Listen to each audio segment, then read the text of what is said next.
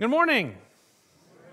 I am Reverend Tom Capo, the minister here at DuPage Unitarian Universalist Church. We're also welcoming, as we said earlier, welcoming those on YouTube. Thanks for joining us. As many of you know, we hosted the third annual Prairie View Arts Invitational here this past couple of days, and we benefiting a nonprofit called Youth Outlook that supports GLBT youth. The caliber of artists and their work was just amazing. I think I bought most of my Christmas presents, and I got some socks and a tie, not this tie, but a tie. It was beautiful, wonderful, and we've been having this, as I said, as our third annual, and it's been an inspiration to me to do a service like this about art and spirituality. So that's what we're going to talk about today. The service is going to focus on the spirituality of art. Art captures the eye and the soul simultaneously. Our emotions are drawn out, and something in us transforms when we see a piece of art that catches us. With art, you might focus on the work as a whole, for instance, American Gothic here, or you might focus in on one small aspect of it, for instance, the face, or a facial feature. I always wonder if she's thinking about something. She's looking, you might focus on a portion of sky, or the way a brushstroke appears on the canvas. The texture, it's amazing. Or the differences in the surface of stone. I invite you all into an exploration of art through your heart, mind, and soul with these words by Aristotle. The aim of art is to represent not the outward appearance of things, but their inward significance.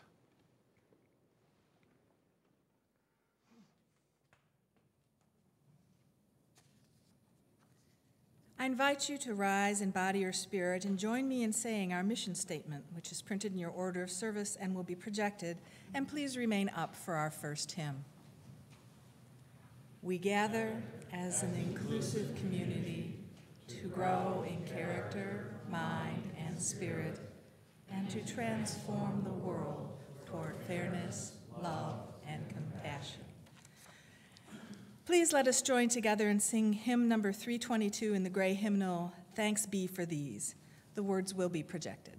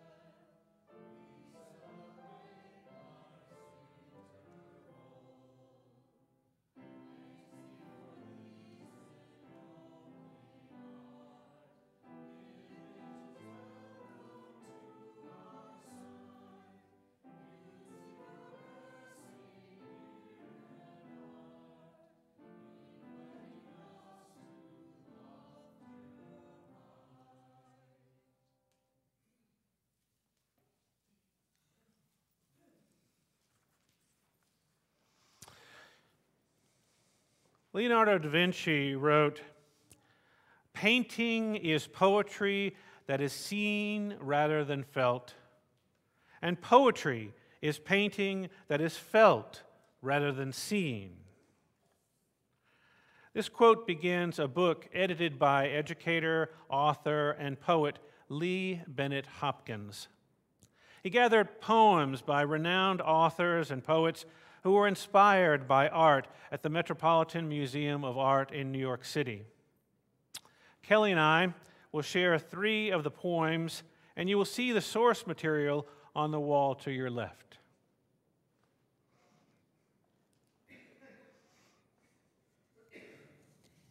This is Paint Me by award-winning author of children's books, Marilyn Singer. Hurry up and paint me. I have things to do, more than you. Streets, countries, continents to see, outside of this atelier. I cannot spare more hours. I'm tired of this dress, these flowers. I'm young, a girl, it's true, but I insist, world, make way. You've captured my expression, the way I hold my hands. So, dear old man, please end this session. Hurry up and paint me. Finish today.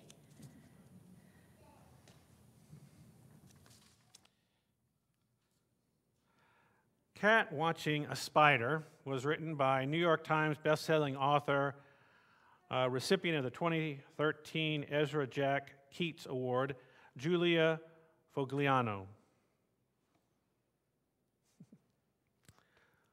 So silent and certain, a spider can cause a watchful and wondering cat to pause, all prowl and prance, and teeth and claws.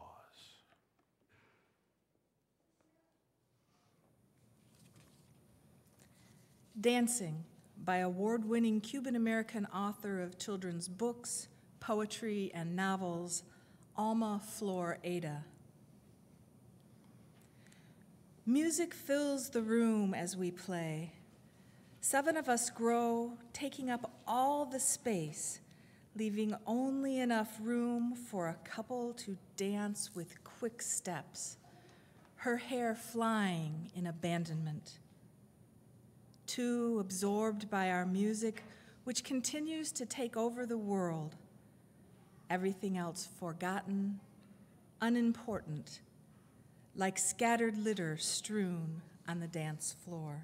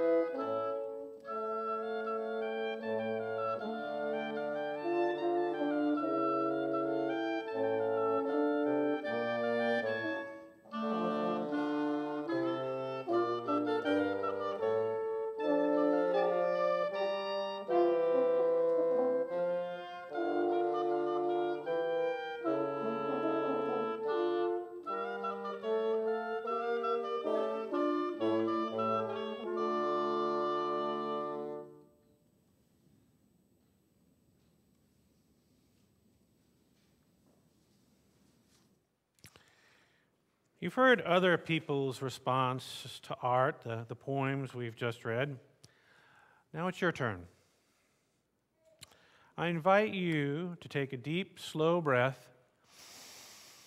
and bring your attention to this painting.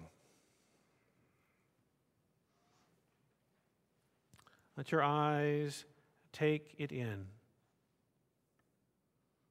Notice if anything draws your attention.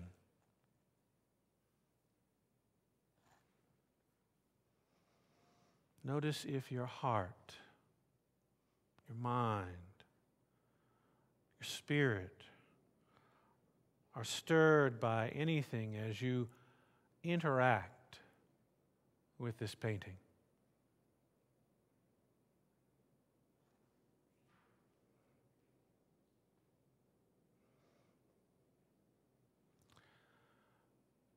Now take another deep, slow breath.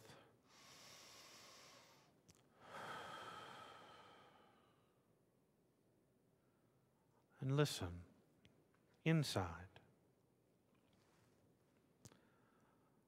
Notice what comes up from within you. Words, sentences, as you interact with this painting. What comes up that you try to articulate in some way. And whatever words, sentences bubble up from within you, sit with them for a moment as you look at this painting.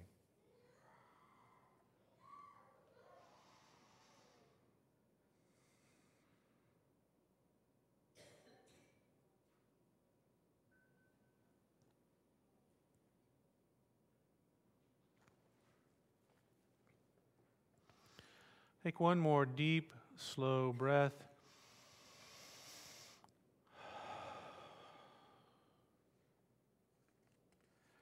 In a moment, I will invite you to say the words that came up from within you out loud, while Bonnie offers us Clair de Lune by Debussy. If you choose to participate in sharing your words, just say them in a normal voice. You don't need to say them loudly, but just say them comfortably, easily. And after you've said them, listen to the other words that are said around you by others that bubble up in this community. Bonnie, as you are ready, share the words.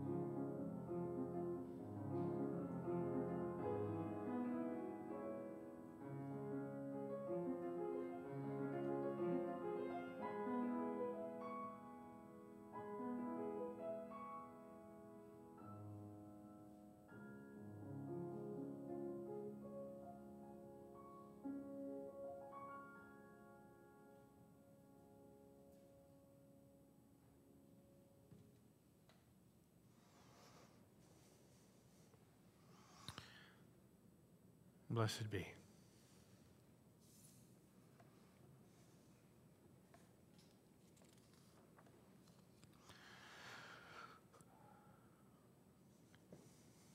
In philosophy now, the most widely read philosophy periodical in the English language, the editors pose a monthly question. In the June-July 2015 issue, they asked the question, what is art and what is beauty? A number of academicians, artists, and professionals of various types responded. Here are some of their responses. Professor Sir Alistair George James Macfarlane, a British electrical engineer and leading academic, wrote, "Art is a way of grasping the world, not merely the physical world, which is what science attempts to do, but the whole world, and specifically the human world, the world of society and spiritual experience. And the answer is surely that it provokes an emotional rather than a simply cognitive response. Art consists of shareable ideas that have a shareable emotional impact. Art need not produce beautiful objects or events, since a great piece of art could validly arouse emotions other than those aroused by beauty, such as terror, anxiety, or even laughter."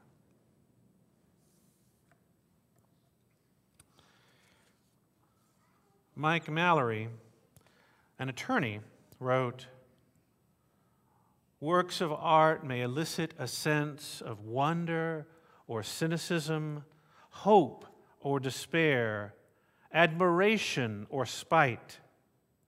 The work of art may be direct or complex, subtle or explicit, intelligible or obscure. And the subjects and approaches to the creation of art are abounded only by the imagination of the artist."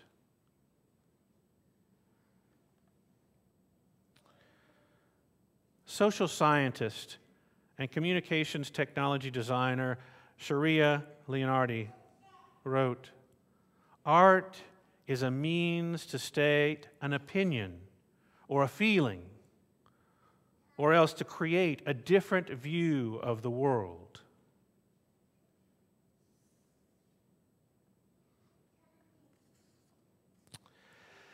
And motivational speaker and television personality Catherine Bosley wrote, "Art is where we make meaning beyond language. Art can render visible and known what was previously unspoken, because what art expresses and evokes is in part, ineffable. We find it difficult to define and delineate it. It is known through the experience of the audience as well as the intention and expression of the artist. The meaning is made by all participants and so can never be fully known. It is multifarious and ongoing. Even a disagreement between an artist and the audience is a tension which in itself is an expression of something."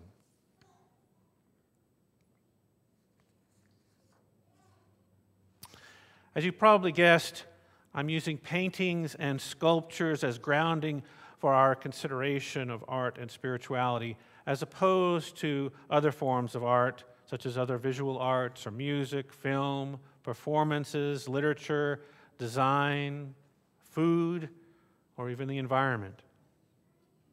And I'm focusing on the observer's experience of art as well as the artist's. Each of the pieces of art that you'll see that I've chosen are pretty familiar to many of us, Yet even with familiarity, and even though a slide projected on a wall does not have the same impact as an original work, each piece could easily draw you in deeper. Each piece you could have looked at, engaged with a little longer, considering its meaning, its backstory, your personal emotional connection or spiritual stirring that it elicits.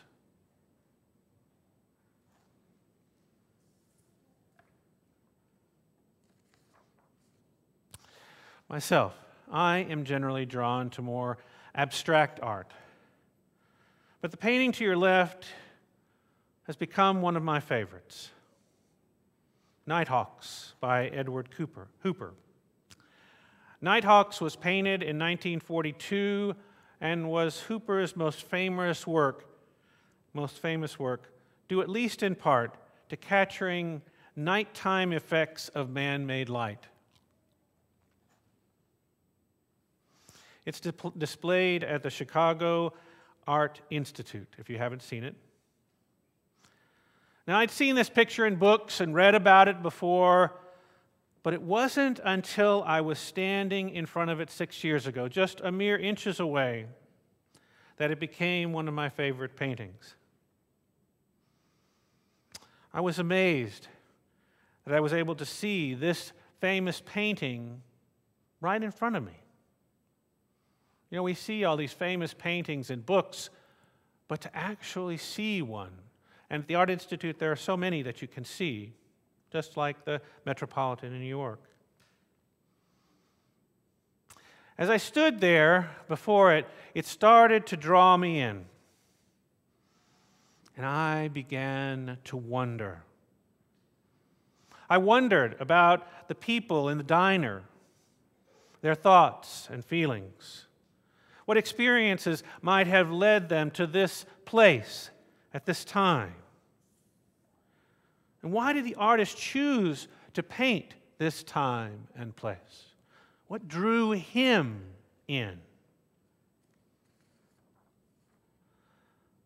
Nighttime at a small diner, one man alone, a couple, or maybe they're not a couple, and the server in his white hat and white shirt, he seems almost archetypal character in this painting.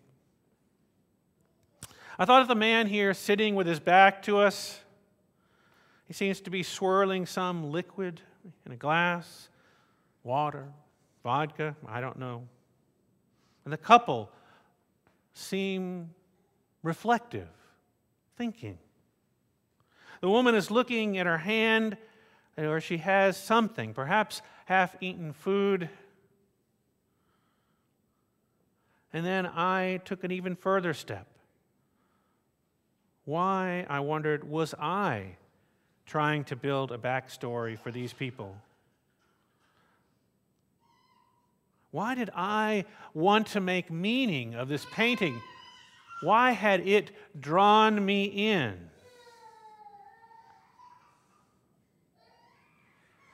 I realized at that moment that something transformative had the potential to occur when I click with an expression of art.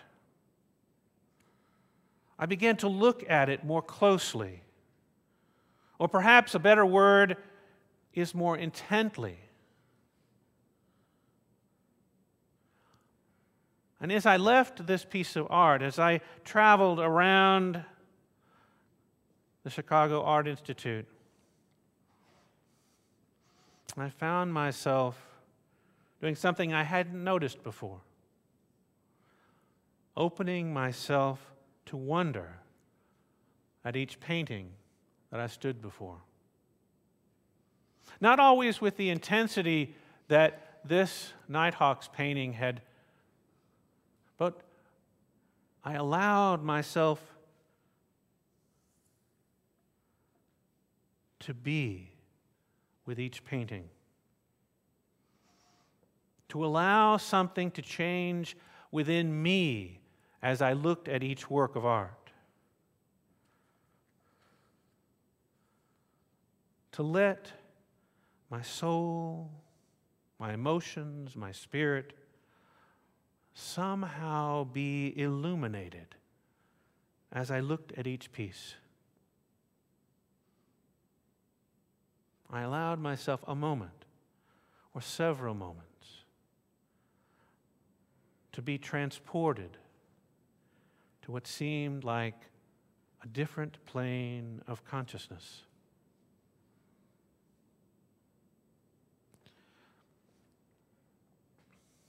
So as I prepared for this service, I wondered about, is that a common phenomenon? Do people have that same kind of experience? Or is it just a few that come up to a piece of art and find themselves drawn in some way? Something stirs, something changes, their state of consciousness is different. And there is some research that's been done. A recent piece was done in the journal Frontiers in Psychology in 2016. Let me read a little bit from the article. It begins, emotional responses to art have long interested philosophers, psychologists, critics. Theories in psychology and aesthetics initially focused on a positive emotional response that arises with the appreciation of a form of art. Its beauty, its harmony, its power. And recent studies have found that indeed emotions such as awe and wonder are frequently reported in relation to the contemplation of artworks. It's also been recently emphasized that effective responses to art are more diverse and often include other emotions, such as sadness and nostalgia. These emotions may be related to the content of the piece or the personal interpretation of an artwork.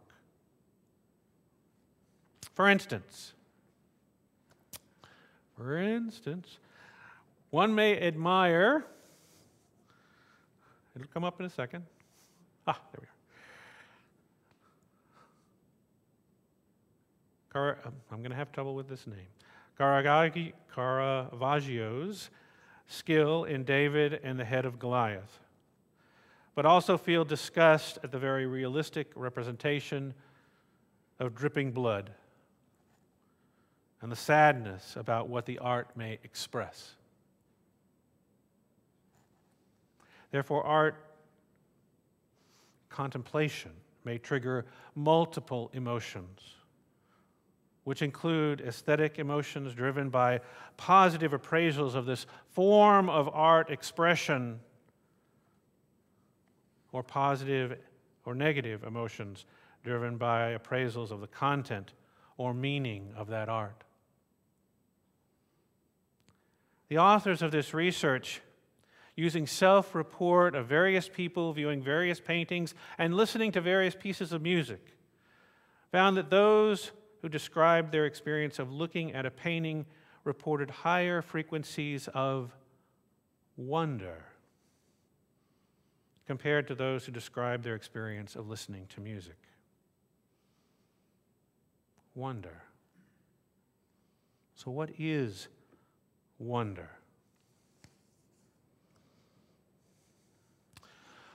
Wonder is more than interest. When we look at art or create art,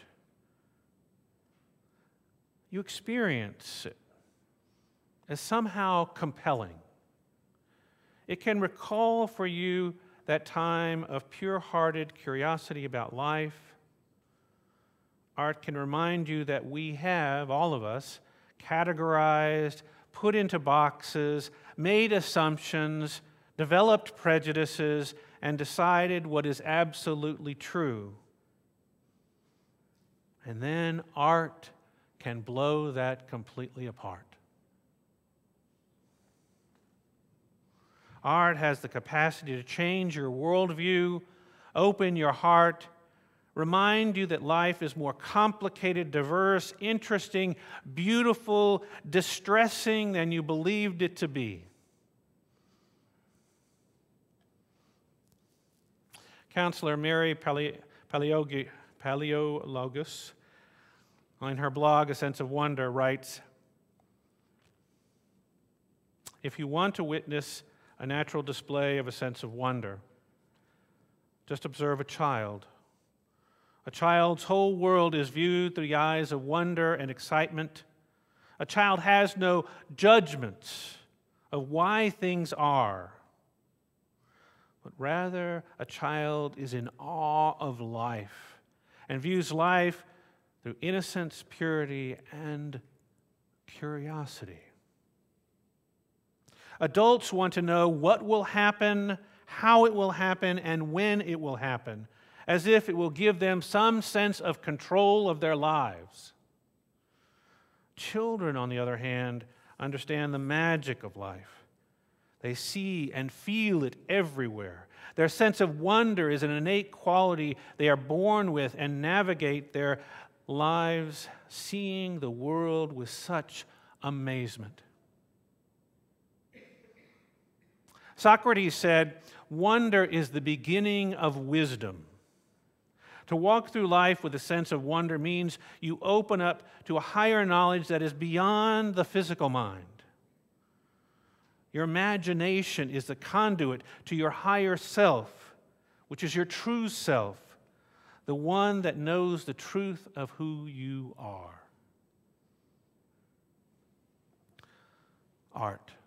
Art offers us, my friends, the opportunity to tap into wonder and reconnect with our imagination, and ultimately our higher self, our most true self.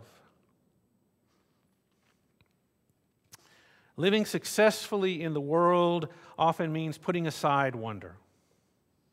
So we can figure out what will happen, how it will happen, when it will happen, whatever it is. It could be work or relationships or buying a house, whatever it is.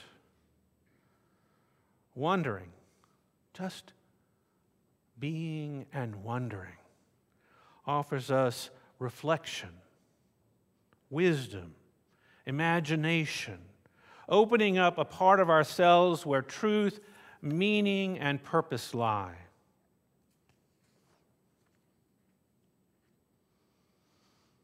My friends, if nothing else, I invite you to give yourself permission to reclaim your sense of wonder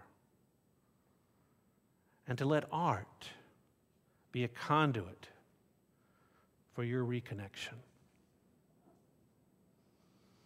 Art has the capacity to reconnect you to something higher than yourself, can be a source from which we draw on our spiritual journey. Art can both, in its creation and in its observation, have the capacity to change you if you let it, if you sit with it, if you experience something in it that somehow touches you. The next time you have an opportunity to wander through some art gallery, find something that grabs you, something you cannot walk away from, and let the journey begin.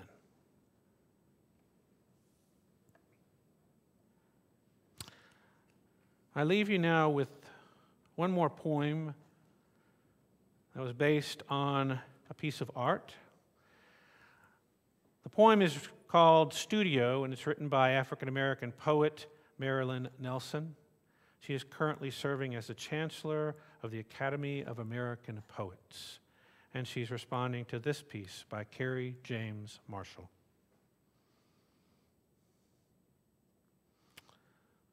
In this space, quiet as a laboratory, artists are focused as the kitchen staffs of a 4-star Michelin Guide restaurant, giving themselves up to organized chaos. They are born with the compulsion, deeper than skin deep, deeper than black. Every cell in their bodies says, make art. Their hearts repeat, make art, make art, make art. Here, in the studio's silence, artists demonstrate that freedom means exploring unlimited potential, playing a part in creation. How beautiful the human body is, how complex light is on black skin, how a story can emerge from colors, how a yellow curve can become a dog. Whether you're a woman, whether you're black, no matter who you are, you can make art. Art rebuilds our hope for a shared future. It restores our courage, revives our faith. Here in the studio, as on cave walls, our species reaches toward undying truths. Every work of art was once unfinished, part in this world, part imagined.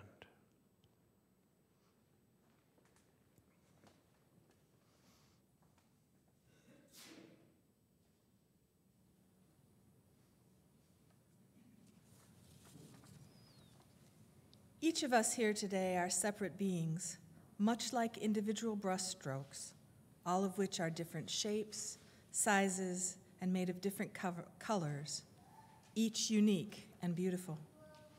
Together, we add to a vibrant picture that is so much more than the sum of our individual contributions. Every one of us helps our community to be a place of learning, refuge, solace, and creative expression. We will now receive the offering for the support of this community and its work. You are invited to give as generously as you are willing and able.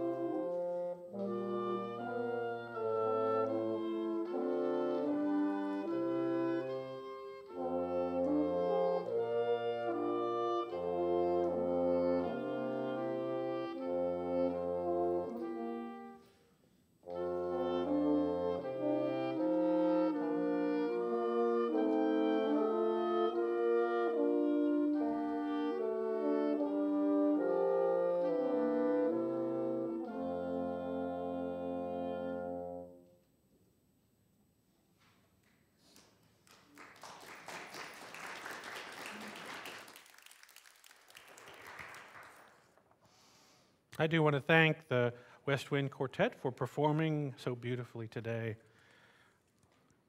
I'm going to ask them to stand for a moment. Do you mind? Okay.